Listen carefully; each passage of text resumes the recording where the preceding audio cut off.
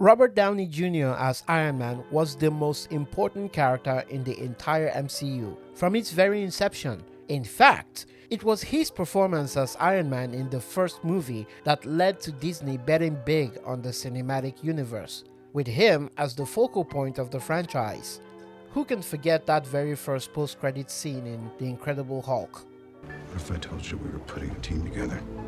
His charisma and acting are just the cherry on top. He can switch seamlessly between light-hearted comedy and emotional moments, putting we, the audience, on a roller coaster of emotions.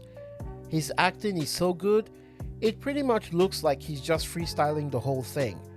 So, when the decision was made to end the Iron Man arc in Endgame, I was very skeptical on who would be the new face of the MCU, especially since they also ended Chris Evans as Captain America in the same movie.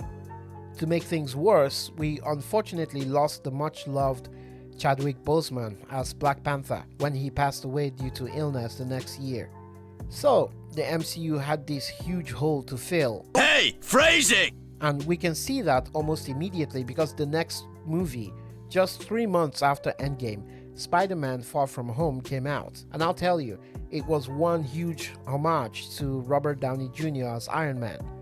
At first I thought, yeah, okay, it was gonna be alright, but remember, Spider-Man actually belongs to Sony, and well, there is a whole legal minefield between Sony and Disney, because Sony is definitely never gonna sell to Disney, not with the insane amount of investment and profits they're making off this character. But from Shang-Chi onwards, it became obvious that the MCU had no direction, nor focal point, and by Quantumania, the collapse was obvious at the box office. They tried to make a huge push with Kang the Conqueror as the next big baddie after Thanos, but Jonathan Majors' legal troubles were too much for even Disney to ignore. That, coupled with the fact that the MCU was still missing a central character. None of these guys are good enough to fill. I'm sorry, it's just the truth. Disney got nervous. So, with this huge problem, they had a few options. 1. Let the MCU die out. 2. Start from scratch. Or 3. Bring back OG players who carry a sense of familiarity and nostalgia. And well, we now know the decision they made. I mean, on one hand, Robert Downey Jr. is always a welcome sight. But I don't know, there's something special about letting important characters go out on a high.